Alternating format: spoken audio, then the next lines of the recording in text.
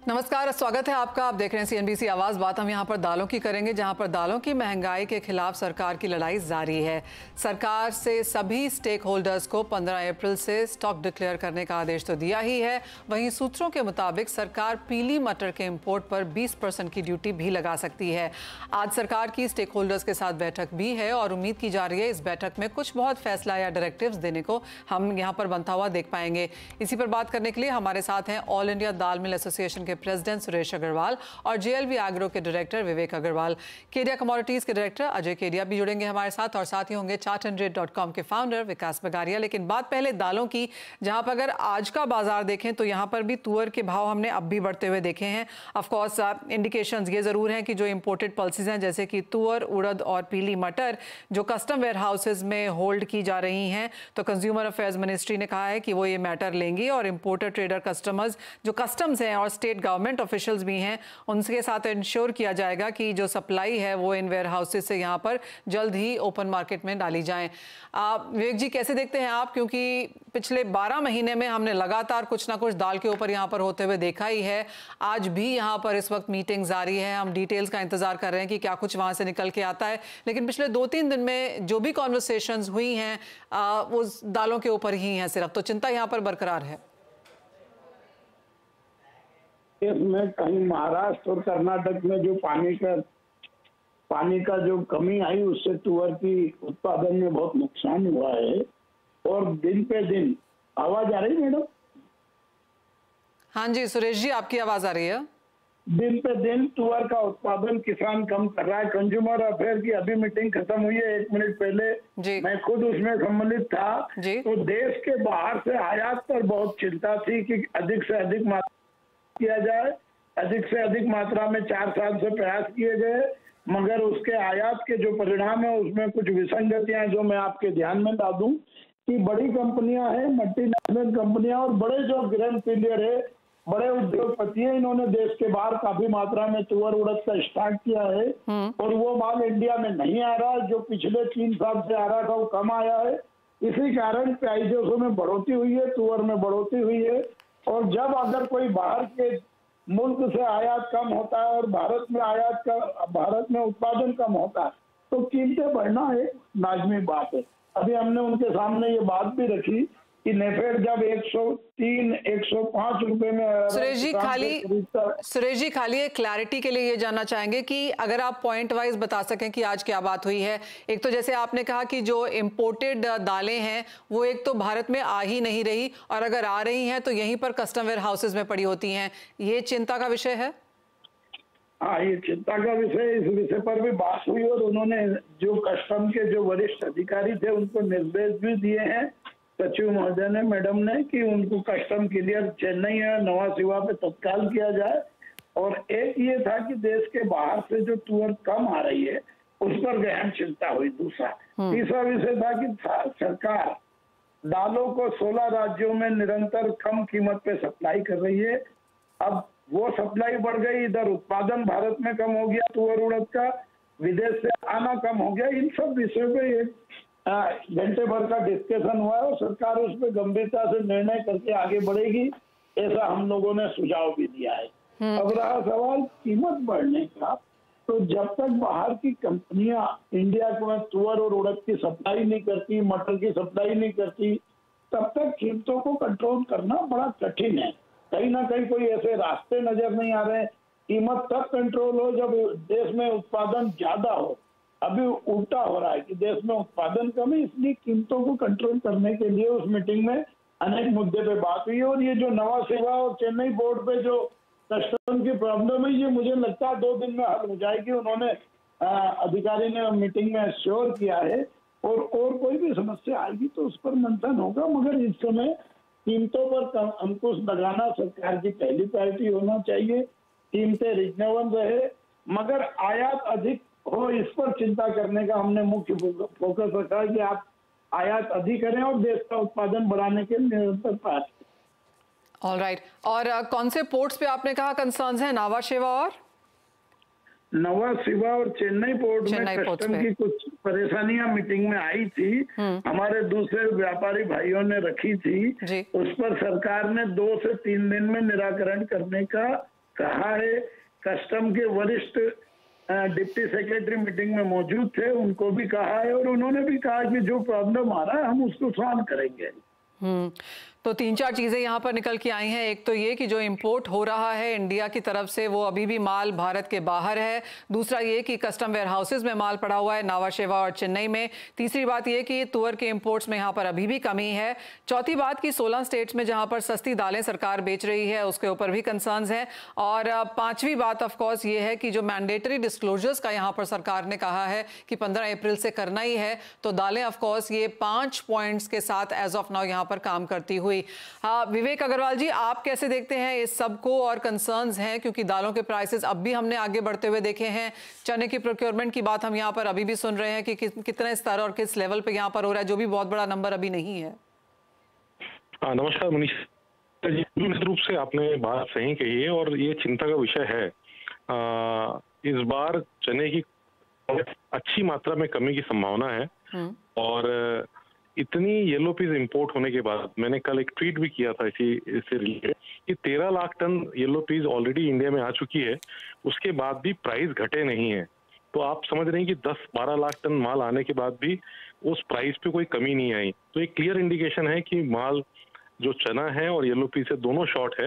और ये तुअर में तो इससे ज्यादा स्थिति थोड़ी खराब है क्योंकि बैक टू बैक 2 क्रॉप खराब हो चुकी है।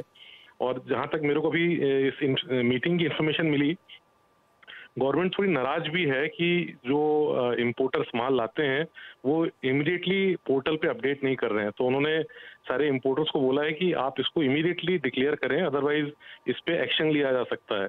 तो गवर्नमेंट की चिंता बहुत वाजिब है और जहां से मैं देख रहा हूँ यहाँ से येलो पीस इंपोर्ट भी आगे लंबे समय के लिए भारत सरकार खोल सकती है। चने पे प्रोक्योरमेंट कितना करेगी ये तो अभी थोड़ा कठिन है क्योंकि ये एमएसपी के ऊपर चल रहा है और मंडियों में भी अराइवल बहुत स्लो है। तो अभी इन सब परिस्थितियों को देखते हुए मेरे हिसाब से सरकार थोड़ा सा चिंतित है और उसके लिए उन्होंने कोशिश की है कि जहां जहां से एक्सपोर्ट हो रहे हैं, खासकर एमओयू जहां साइन हुआ है बर्मा और बाकी अफ्रीकन कंट्रीज, उनके साथ वापस बात करेगी ताकि उनको वो ये भारत की स्थिति के बारे में बता सकें और उनको ये बता सकें कि आज आपकी एक्सपोर्ट की जरूरत है और वहां पे कोई भी प्रकार का मैनिपुलेशन ना हो, जो कि डीसी सेक्रेटरी ने चिंता जाहिर की। जी विवेक, जिस तरह के प्राइस मूवमेंट है अभी जो still on the higher side है, जैसे आपने भी कहा इंपोर्ट भी हो रहा है, सरकार इतनी बार वार्निंग भी कर चुकी है, इतनी बार स्टेक होल्डर्स के साथ मीटिंग भी ले चुकी है, उसके बावजूद भी जो ये प्राइसेस नीचे नहीं आ रहे हैं, क्या आपको लगता है कि यही मीटिंग्स हम बार बार और वार्निंग्स बार बार आता हुआ देखेंगे क्योंकि इम्पैक्ट इसका पिछले 6-8 महीने में बहुत ज़्यादा नहीं है? जी हाँ, कुछ करेक्शन आई थी लेकिन उन स्तरों पर फिर से खरीदारी। देखिए, जब फंडामेंटली प्रॉब्लम है मनीषा जी, तो मीटिंग्स एक छोटा अगर कोई इशू है उसको सॉल्व किया जा सकता है, पर अगर आपके पास प्रोडक्शन ही नहीं है तो प्राइस बढ़ना लाजमी है। ये जरूर है कि जब तुअर महंगी हो गई तो वो शिफ्ट होकर मसूर का कंजम्पशन बढ़ गया, मसूर का रिकॉर्ड उत्पादन हुआ है और रिकॉर्ड इंपोर्ट भी हुआ है और दोनों पैरेलली चल रहे हैं और प्राइस उसके बाद भी स्टेबल है, प्राइस घटे नहीं है। मटर 12 लाख 13 लाख टन आ गई और मुझे लगता है कि नेक्स्ट 3 महीने में ये 15-20 लाख टन और आएंगे। अभी तो बाहर क्रॉप भी नहीं है, जब न्यू क्रॉप आएगी तो मटर इंपोर्ट होगा इंडिया में। तो उसको देखते हुए कोई खास स्थितियों में बदलाव की गुंजाइश नहीं है। सरकार को थोड़ा सा जो प्रोक्योरमेंट कंट्रीज हैं वहां पे इनको अपनी आपस में बात करनी चाहिए ताकि वहां पे मैनिपुलेशन ना हो। मुझे लगता नहीं कि ऐसा कुछ है, लेकिन सरकार को ये बिल्कुल स्ट्रांगली लग रहा है कि बर्मा पे ये चीजें हो रही हैं और इसीलिए वो ज्यादा कंसर्न है इन सब चीजों को लेकर। साथ ही विवेक, जिस तरह से मैंडेटरी डिस्क्लोजर्स की बात अब यहाँ पर की गई है 15 अप्रैल ऑनवर्ड से, सरकार इसको लगातार रिआइटरेट भी करती रही है। कई सारी रिपोर्ट्स के थ्रू ये भी सुनने को मिला कि सरकार को लगता है कि बहुत ज़्यादा लोग अभी भी यहाँ पर मैंडेटरी डिस्क्लोजर्स जो हैं वो नहीं करते हैं। देखिए मनीषा जी, ये तो सरकार के ऊपर है कि वो उसको किस तरीके से निपटती है, क्योंकि सख्त कदम लेंगे वो फिर सर्वे करेंगे, रेट करेंगे, तो इनको कंपलसरी करना पड़ेगा। लेकिन जहां तक मुझे लगता है जब आप इंपोर्ट करते हैं तो उसका सारा डाटा भारत सरकार के पास रहता है और उनके पास वो फिगर्स रहते हैं कि कहाँ पे स्टॉक है। अगर आपने बॉम्बे पोर्ट पे इंपोर्ट किया तो वेयर हाउस वाले को भी कंपलसरी वहाँ के पोर्ट अथॉरिटीज को और जो भी अथॉरिटीज हैं उनको अपडेट करना पड़ता है। तो मोटा मोटा सरकार को जानकारी तो है, पर उसके अलावा अगर उनको इन्फॉर्मेशन नहीं मिल रही है तो ये उनके लिए इजी टास्क है, उतना कठिन काम नहीं है, क्योंकि जब आपका डाटा है किसने किस क्वांटिटी में इंपोर्ट किया उसको ट्रैक किया जा सकता है बहुत आसानी से। उतना बड़ा सॉल्यूशन नहीं होगा, बशर्ते कि अगर ओरिजिन के बाहर कहीं पे माल स्टॉक है, वो ज्यादा बड़ा कंसर्न है। सुरेश जी, तो काफ़ी सारी चीज़ें आज यहाँ पर बातचीत तो हुई है, लेकिन और जैसे आपने कहा कि डायरेक्टिव्स भी दिए गए हैं, चाहे वो कस्टम वालों को है, चाहे वो स्टेक होल्डर्स को है, चाहे वो इम्पोर्टर्स को है, पर इसके बाद और कोई स्टेप की उम्मीद की जा सकती है, या फिर ये एक मीटिंग थी जो फीडबैक के लिए थी और वार्निंग्स दे दी गई हैं? तो दी है और मीटिंग में फीडबैक हर 2 महीने में हो रही है जी। मगर मीटिंग में सरकार का 90% ध्यान हिंदुस्तान के बाहर से आयात पे लगा हुआ है। क्योंकि अभी मैंने एक बात उनको रखी कि हम तुअर का समर्थन मूल्य 70 रुपए दे रहे हैं किसान को, और नेफेड किसान से 105 में खरीद रही है, तो क्यों ना हम किसान को समर्थन मूल्य 90 रुपए दें, तो वो हिंदुस्तान में अधिक पैदा करे तुअर और अधिक यहाँ उत्पादन बढ़ाए। तो ये सरकार का ध्यान मैंने इस बात पर भी लाया, वो इस पर चिंता नहीं कर रहे हैं। अभी जरूर नेफेड के जो चौहान साहब है उन्होंने मुझसे कहा कि हमने 105 रुपए से किसान को पेमेंट किया है। मैंने कहा हमको बड़ी प्रसन्नता हुई कि नेफेड में 105 में दिया, तो आप हिंदुस्तान के सब किसान को 100 रुपए क्विंटल तुअर का दाम कर दें समर्थन मूल्य, देश में इतनी तुअर पैदा होगी कि हमको आयात करने की आवश्यकता नहीं होगी। आज हम हाथ फैला के पिछले 10 सालों से हिंदुस्तान के मुल्क के बाहर हाथ फैलाते हैं कि तुअर दो, मसूर दो, मटर दो, दिन भर हम मांगते रहते हैं। तो हम अपने किसान को, अपने फार्मर को मजबूत करें ताकि वो इतना पैदा करें कि हमारे यहाँ कमी ना हो। ये बातें भी मैंने आज रखी है। और सरकार क्या निर्णय करती है, मैं अभी 2 दिन में प्रधानमंत्री जी को भी लिखने वाला हूँ कि जो नेफेड कर रहा है वो आप पूरे देश के किसानों के लिए करें तो उचित रहेगा, ताकि तुअर की कमी धीरे धीरे दूर होगी। ये बात मैं सरकार को भेजने वाला हूँ। ऑलराइट, तो दालों को लेकर अब भी यहाँ पर चिंता है। मोटी मोटी बात यही है कि जो म्यांमार या बर्मा से जो माल आ रहा है और जो वहाँ पर पड़ा हुआ है, उसकी वजह से किस तरह की किल्लत यहाँ पर इंडियन मार्केट्स में है। अदरवाइज ऑफ कोर्स काफ़ी सारे यहाँ पर स्ट्रक्चरल डायरेक्शनल इश्यूज हैं जो अभी सॉल्व करने की ज़रूरत है। लेकिन जैसे कहा गया कि एवरी 2 मंथ्स यहाँ पर फीडबैक मीटिंग है और उसमें उसकी डिटेल्स ऑफ कोर्स हम आपके पास समक्ष लेकर आते रहेंगे। बहुत शुक्रिया सुरेश जी, विवेक, आपका भी समय देने के लिए और ऑफ कोर्स दालों पर वो सारी चर्चा भी करने के लिए। अजय, आप कैसे देखते हैं जिस तरह का मूव हमने पल्सेस में आता हुआ देखा है? 1 घंटे की मीटिंग आज फिर से हुई है जहां पर वही चिंताएं फिर से बात की गई हैं, चाहे वो इंपोर्ट्स को लेकर है, चाहे मैंडेटरी डिस्क्लोजर्स को लेकर। गुड इवनिंग मेजर जी, डेफिनेटली पल्सेस काफी लाइमलाइट में रहा है पिछले साल भी, और हम जानते भी कि पिछले साल एल नीनो का इम्पैक्ट था। इस बार नो डाउट मानसून को लेकर कोई चिंता नहीं है, बट अभी भी मुझे लगता है कि डिमांड और सप्लाई के बीच में काफी बड़ा मिसमैच है, जिसकी वजह से हम ये प्राइसेस में देख रहे हैं। तो मुझे लगता है कि थोड़ा बहुत रिलीफ डेफिनेटली दिख सकता है, लेकिन ओवरऑल काउंटर अगर हम टेक्निकली तो नहीं है, बट जो अभी न्यूज आ रही है उसके हिसाब से तो मुझे लगता है कि अभी भी काफी एफर्ट्स लेने बाकी है प्राइसेस में। ओवरऑल पूरे बास्केट की अगर बात करें तो एलिवेटेड लेवल्स पे दिखाई दे रहा है। Point taken. ऑफ कोर्स यहाँ पर कंसर्न्स हैं और दालों में सबसे ज़्यादा रही हैं और कंटिन्यूड भी हैं, क्योंकि डिपेंडेंस जिस तरह की हमारी इंपोर्ट्स के ऊपर है तो कंसर्न्स उस वजह से भी यहाँ पर बनी हुई हैं।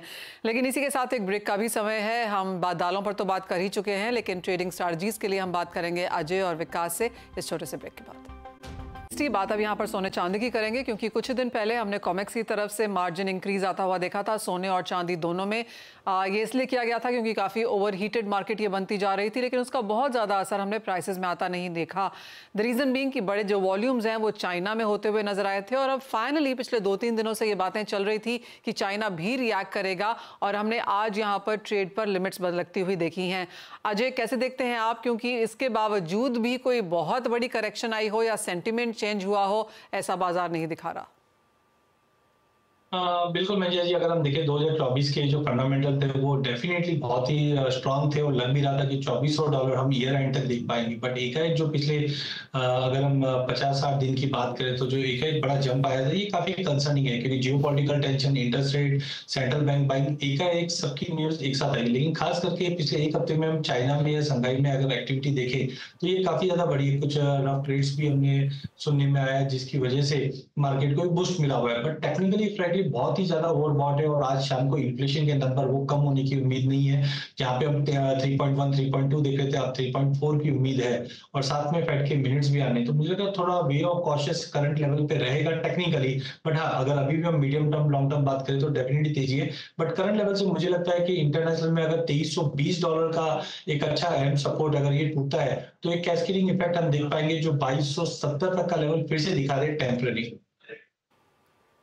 2270 के लेवल्स आपको लगता है खरीदारी के लिए फिर बेहतर होंगे, क्योंकि जब तक रेट कट्स आएगा तब तक माना जा रहा है कि फिर तेजी यहाँ पर बनेगी। हाँ बिल्कुल, देखिए अभी फेड के मिनट्स में जो अगर हम एजेंडा देखें तो जून में रेट कट, तो वहां की जो प्रोबेबिलिटी है आप पिछले एक महीने में देखेंगे तो ये सीएमई फेड टूल धीरे धीरे कम होते जा रहा है। सेकेंडली हमें पता है कि जून में एक रेट कट होगी और ये साल में 3 रेट कट और अगले साल 3 रेट कट। अब इससे ज्यादा अगर कोई रेट कट होता है तो ही गोल्ड को एक बूस्ट अप मिलेगा, अदरवाइज यहाँ तक का जो फंडामेंटल्स है वो मार्केट डिस्काउंट कर गया है। तो आई थिंक टेक्निकली एक 2270 का एक लेवल हम मान के चल सकते हैं। शॉर्ट की सलाह नहीं है, ऑप्शन के जरिए जरूर एंट्री कर सकते हैं, बट मुझे लगता है कि 2270 एक फेयर प्राइस जाएगा, वहां पे हम फंडामेंटल देखकर फिर से रिव्यू करेंगे। बट ये साल गोल्ड और सिल्वर दोनों के लिए एक अच्छा लॉन्ग ईयर रहने की उम्मीद है। ऑलराइट, आशा यही है कि कुछ मुनाफा वसूली देखने को मिले ताकि जो लोग ना खरीद पाए हो अब तक उनको भी यहाँ पर खरीदने के मौके मिले। विकास, आप कैसे देखते हैं ऑन द चार्ट, अब सोने और चांदी में क्या नजर आता है? जी मनीषा जी, देखिए गोल्ड का एक बहुत ही गोल्डन रनअप हमें देखने मिला, जैसे कि हम लोग शो पे कई बार बात भी कर रहे थे। डेफिनेटली $2400 तक के करीब जाके टच करके वहां से रिट्रेस कर रहा है, तो थोड़ा सा एक प्रॉफिट बुकिंग लाजमी है। मेरे को लगता है कि 2270 2250 का जो जोन है वो वाइटल सपोर्ट का काम करेगा, तो वहां तक थोड़ा प्रॉफिट बुकिंग देखने मिल सकता है। टेक्निकल चार्ट्स में ओवरबॉट है, चाहे मैं डेली चार्ट की बात करूं, चाहे मंथली चार्ट की बात करूं, चाहे वीकली चार्ट की बात करूं, तो थोड़ा सा मेरे हिसाब से अगर थोड़ा सा बाउंस मिलता है 71,500 600, वहां पे जो एग्रेसिव ट्रेडर है वो यहाँ पे शॉर्ट कर सकते हैं 72,000 के स्टॉप लॉस पे, नीचे 70,500 और 70,000 के टारगेट्स के लिए। एंड जिन लोगों से गोल्ड में रैली छूट गई है वो नीचे $2270 के करीब अगर मिलता है, यहाँ पे M6 में करीब 70,000 के करीब मिलता है, तो वहां पे लॉन्ग का पोजीशन बना सकते हैं 69,500 के स्टॉप लॉस में, क्योंकि अभी भी इसमें तेजी बाकी है एंड आने वाले कुछ महीनों में लगता है कि गोल्ड 75,000 तक के टारगेट्स दिखा सकता है। वहीं जी विकास, आप चांदी के बारे में बता रहे थे। वही मैम, अगर सिल्वर की बात करें तो देखिए 78,000 का जो इसका ट्रिपल टॉप का रेजिस्टेंस था टेक्निकल चार्ट्स पे, जिसपे कि बहुत लंबे समय से सेलिंग दबाव देखने मिल रहा था, उसको पार करने के बाद चांदी में करीब 5,000 पॉइंट के करीब का मूव देखने मिला, 83,000 तक के हमें लेवल्स देखने मिले। तो चांदी में अभी भी नजरिया ऊपर के करीब का है, तो थोड़ा सा अगर कहीं पे भी डिप मिलता है 81,000 80,500 के करीब पे, तो चांदी पे लॉन्ग की पोजीशन बनानी चाहिए। 78,500 का स्टॉप लॉस रहेगा, थोड़ा सा लंबा स्टॉप लॉस है, बट टारगेट्स भी लंबे दिख रहे हैं। 88,000 95,000 तक के टारगेट्स टेक्निकल चार्ट्स में चांदी में देखने मिल रहे हैं। जी मैम। तो चांदी की चांदी होनी अभी बाकी है, लेकिन सोने में अच्छी खासी तेजी आ चुकी है और एक हेल्दी करेक्शन का यहाँ पर इंतजार करें, इससे पहले कि आप नए ट्रेड्स फ्रेश खरीदारी यहाँ पर कर सकें। बात अब यहाँ पर मेटल्स की करेंगे और अजय, कॉपर में जिस तरह का रनअप हमने आता हुआ देखा है और कॉपर में शंघाई ने यहाँ पर ट्रेड लिमिट्स भी लगाई हैं, जिसका अगेन कोई बहुत ज़्यादा असर देखने को नहीं मिला। यहाँ पर सपोर्टिव फैक्टर्स काफ़ी सारे हैं, क्या आप वॉच कर रहे हैं और अब यहाँ से क्या करने की उम्मीद? देखिए कॉपर में मुझे लगता है कि जो एक माइन मेंटेनेंस का वर्क है चाइना में वो भी एक फैक्टर है, साथ में जो नंबर्स हमने ऑलरेडी मार्च में आते हुए देखे वो भी काफी अच्छे थे। तो कॉपर में मेरे को उतना बड़ा रिस्क नहीं दिख रहा जितना हमने बुलियंस में देखा था। हाँ, नो डाउट टेक्निकली मार्केट ने ऑलरेडी वॉल्यूम्स कम की वजह से 840 का लेवल मार दिया था। तो मुझे लगता है मार्केट में अभी भी कॉपर, जिंक, एल्यूमिनियम, ये पूरी बेस मेटल में मुझे लगता है एक अच्छी खासी रैली अभी भी बाकी है। थोड़ा बहुत पुल बैक अगर 818 819 पे आता है तो लेके चलिए, जब तक प्राइसेस 812 के ऊपर मेंटेन है अभी भी मुझे लगता है कि 834 835 तक का लेवल ये वीक में मिल जाएगा। नो डाउट आज का फेड से जो अपडेट आएंगे, डॉलर का जो इम्पैक्ट आएगा वो इम्पैक्ट करेगा, बट कुल मिला के मुझे लगता है कि अगर हम अप्रैल एंड तक की बात करें तो वीक शुड गो अराउंड 840 845 आराम से क्रॉस कर जाएंगे कॉपर। साथ ही यहाँ पर एल्यूमिनियम, जिंक में भी तेजी है। विकास, ऑन चार्ट्स बाकी के मेटल्स कैसे दिखते हैं? मैडम, जिंक में थोड़ा सा एक सेल का व्यू रहेगा, 244 245 के करीब सेल करना चाहिए, छोटा सा स्टॉप लॉस लगाना चाहिए 247 का, एंड 237 तक के टारगेट्स देखने मिल रहे हैं। ये खाली एग्रेसिव ट्रेडर्स के लिए, और जो लोग इस रैली को मिस कर गए हैं वो 237 238 के करीब आता है तो जिंक को बाई कर सकते हैं 235 के स्टॉप लॉस पे। आने वाले दिनों में जिंक में भी तेजी देखने मिल सकती है 250 255 के लिए। जी मैम। ऑलराइट, तो बढ़त का कारोबार यहाँ पर मेटल्स में भी जारी रहना चाहिए। मैन्युफैक्चरिंग डेटा पॉजिटिव आए हैं और बाजार माइन डिस्ट्रप्शंस, बेहतर डिमांड की एक्सपेक्टेशंस कर रहा है और उसका सीधा फायदा हमने यहाँ पर आता हुआ देखा। इन एनी केस थोड़ा सा वीक भी था, स्टेबिलिटी का टाइम बहुत लंबा था और फाइनली कुछ एक्यूमुलेशन हमने मेटल्स में आते हुए देखे हैं। अजय, क्रूड प्राइसेस कैसे देखेंगे, क्योंकि यहाँ पर 89 और 91 के बीच में अब ब्रेंट में कारोबार है। भारतीय बाजारों में अच्छी खासी तेजी ऑलरेडी हम विटनेस कर चुके हैं, यहाँ पर अब क्या लेवल्स हैं? हाँ, बिल्कुल एक अच्छी खासी तेजी के बाद पिछले 2 दिनों में हमने कंसोलिडेशन देखा। एक साइकोलॉजिकल लेवल 90 का बना हुआ है कि 90 के इर्द गिर्द घूम रहा है।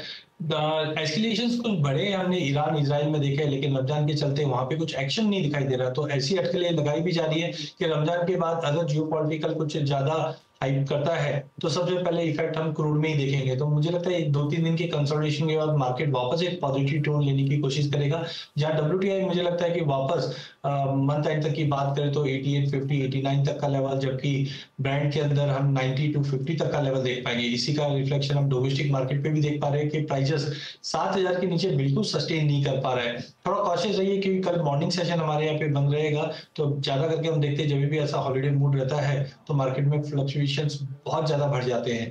बट करंट लेवल से मुझे लगता है 7100 इज गुड टू बाय, 7000 का स्टॉप लॉस, 7350 तक का स्पाइक हम क्रूड में देख रहे हैं। Having said that, of course आज यूएस का इन्फ्लेशन डेटा भी है जिसको हम कल सुबह यहाँ पर रिएक्ट नहीं कर पाएंगे। साथ साथ एफओएमसी के मीटिंग के मिनट्स भी हैं, तो ऑफ कोर्स काफी सारा डेटा बाजार की तरफ से आ रहा है जिसकी नजर यहाँ पर मैनेजर्स की नजर यहाँ पर इस पर रहेगी भी। नेचुरल गैस आपकी स्क्रीन पर लेके आना चाहेंगे एंड विकास यहाँ पर आपका व्यू भी चाहेंगे। 135-150 के बीच में हमने यहाँ पर ट्रेड्स होते हुए देखे हैं। बहुत तेजी के बाद एक मुनाफा वसूली फिर से बनते हुए नजर आई थी, आज हल्की सी तेजी फिर से। जी मैम, एनजी में जो टेक्निकल पैटर्न से काफी बुलिश है। अगर हम लोग वीकली चार्ट को देखें तो बॉटम बनता हुआ नजर आया 135 के करीब पे एंड 150-55 पे एक रेजिस्टेंस जोन था जिसको नेचुरल गैस ने बहुत मशक्कत के बाद पार किया। तो मेरे को लगता है कि कोई भी डिप्स अगर 154-155 के रेंज पे आता है तो नेचुरल गैस में बाई की पोजीशन बनानी चाहिए। स्टॉप लॉस 150 के नीचे का रहेगा। आने वाले दिनों में 170-180 के टारगेट्स देखने मिल सकते हैं एंड थोड़ा सा अगर दायरे को मैं लंबा तरफ से जाऊं तो 200 तक के भी टारगेट नेचुरल गैस में आने वाले 1 से 2 महीने में देखने मिल सकते हैं। ऑलराइट, अच्छी खासी तेजी आज 3.5% की बढ़त के साथ 160 के लेवल्स, तो क्लियरली वो लेवल्स और रेंज वो ब्रेक होती हुई नजर आई है और यहाँ से और तेजी की एक्सपेक्टेशन भी। अजय, एग्री पर अब आपका व्यू चाहेंगे क्योंकि प्रॉफिट ट्रेकिंग यहाँ पर है। अगर हम कोको इंटरनेशनल मार्केट्स में कोको और शुगर, रबर, कॉफ़ी इन कुछ कमोडिटीज़ को छोड़ दें तो बाकी कमोडिटीज़ में मुनाफा वसूली और गिरावट जारी है। डेफिनेटली अगर हम देखें तो वेदर पैटर्न या फिर हम जो अभी चेंजेस वेदर के हम देख रहे हैं, चाहे ऑस्ट्रेलियन वेदर के अलर्ट है या इंडियन वेदर, तो ये सारे फैक्टर्स है जिसपे हमने देखा एक हल्का मूवमेंट हमने देखा। खास करके इंडियन मार्केट की अगर बात करें तो पिछले 2 दिन से हमने काफी प्रेशर बनते हुए देखा। कॉटन ऑलरेडी हमने देखा एक अच्छा खासा रैली हमने मार्च मंथ के बाद कॉटन में जैसे 90 सेंट के नीचे गया, उसी का कैस्केडिंग इफेक्ट डोमेस्टिक मार्केट में कॉटन सीड ऑयल केक में भी पड़ता हुआ दिखाई दिया। प्राइसेस 2.5% की गिरावट के साथ है, बट ये आई थिंक ये टेम्पररी फॉल बैक रहेगा जो 2500 तक का level cotton seed oil cake में दिखा सकता है। वहीं सरप्राइज है गवार सीड, बिकॉज गवार कॉम्प्लेक्स हमने देखा था कि एक बड़े ही रेंज में अटका हुआ है कि पिछले 6 महीनों में 5100 के नीचे नहीं जा पा रहा है, ना ही 5500 के ऊपर जा पा रहा है। इस बार लग रहा था ऐसा कि 5500-5600 का लेवल ब्रीच कर पाएगा, बट कोई बड़े हिट्स नहीं होने की वजह से वापस हेजर्स एक्टिविटी बढ़ी है जिसके चलते ये दबाव है। बट लिमिटेड डाउनसाइड रहेगा जहां पे हमें लगता है कि प्राइसेस वापस 5200 के आसपास गवार सीड और 10,300 के आसपास गवार गम एक बार दिखा सकता है, बट कुल मिला के वहां से एक सपोर्ट मिलेगा। लास्ट अगर हम मसाले की बात करें तो डेफिनेटली अराइवल प्रेशर जीरे में है जिसकी वजह से प्राइसेस वापस 23,000 पे जाके कंसोलिडेट करता हुआ जा रहा है, बट डाउन साइड मुझे लगता है 22,500 22,600 के नीचे नहीं जाएगा। हल्दी एक काफी अट्रैक्टिव लग रहा है, लेकिन बार बार में हम देख रहे हैं 16.5 17.5 के रेंज में है, बट जिस ढंग से क्रॉप साइज है मुझे लगता है एक अच्छी अपॉर्चुनिटी हमको अगले हफ्ते मिलेगी जहां पे 16,500 पे लेना चाहिए। 17,500 17,800 का लेवल दिखा देगा। लास्ट हल्दी के धनिया की अगर बात करें तो 75 is good to buy. Crop size कम है बट कैरी ओवर स्टॉक अच्छा होने की वजह से बार बार 8,000 के ऊपर सस्टेन नहीं कर पा रहा है, तो कुल मिला के सप्लाई कंसर्न्स रह सकता है आगे जाकर, जिसकी वजह से धनिया और हल्दी ये दोनों काउंटर मुझे लगता है बाय और ड्रॉप रहेगा, जबकि जीरे में थोड़ा वेट एंड वॉच करके चलना चाहिए। All right. जीरे में आवक भी आ रही है और जीरे में जैसा कहा जाता है कि रिकॉर्ड बनाने की इसको आदत है। पिछले साल प्राइसेस में रिकॉर्ड बनाया, इस बार फसल में बनाया और उसका असर हम प्राइसेस में आता हुआ देख भी रहे हैं। बहुत शुक्रिया विकास आपका और अजय जी आपका भी साथ जुड़ने के लिए, तमाम स्ट्रैटेजीज के लिए भी। जाते जाते आपको बता दें कि कमोडिटी मार्केट्स में की तरफ लोगों का जो इंटरेस्ट है वो बहुत बढ़ रहा है। लोग बाजार में निवेश तो करना चाहते हैं लेकिन सही तरीका नहीं जानते। ऐसे में आपकी मदद करने के लिए CNBC आवाज़ लेकर आया है अब तक की सबसे अनोखी पहल। देश विदेश के कमोडिटी बाजार के दिग्गजों से सीखिए कमोडिटी बाजार के गुर। सीखिए कैसे करते हैं बाजार में कमाई, जानिए FNO और पोर्टफोलियो हेजिंग के फंडे, कैसे पहचाने बाजार के ट्रेंड्स, क्या हैं नए बाजार के डायनामिक्स और एडवांस टेक्निकल इंडिकेटर्स, कैसे पढ़ें और समझें चार्ट्स का पैटर्न। इसके अलावा भी बहुत कुछ होगा लाइव सेशन में। साथ ही कमोडिटी से जुड़े आपके हर सवालों के जवाब भी आपको मिलेंगे। तो इस एक्सक्लूसिव वेबिनार का हिस्सा बनने के लिए अभी लॉग इन करिए, डिटेल्स आपकी स्क्रीन पर हैं। दुनिया में कमोडिटी मार्केट्स फास्ट पेस से ग्रो कर रही हैं। ऐसे में कमोडिटीज में निवेश करके आप इन्फ्लेशन का सामना कर सकते हैं। कमोडिटी मार्केट्स में कुछ कॉम्प्लेक्सिटीज भी हैं और कुछ अपॉर्चुनिटीज भी हैं जिन्हें जानने और समझने का वक्त आ गया है। CNBC आवाज़ आपके लिए लेकर आ रहा है अपनी तरह का एक अनोखा एक्सक्लूसिव वेबिनार जिसे करंट कमोडिटी मार्केट्स को ध्यान में रखते हुए स्पेशली आपके लिए क्यूरेट किया गया है।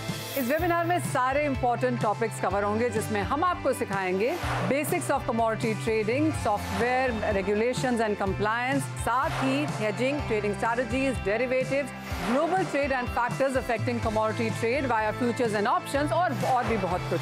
टेक्निकलिटीज से लेकर कमोडिटी का हर पहलू सिखाने के साथ साथ ग्लोबल और डोमेस्टिक वेटरन्स आपके साथ शेयर करेंगे अपनी वास्ट नॉलेज और इनसाइट्स और आप बनेंगे एक कामयाब कमोडिटी ट्रेडर।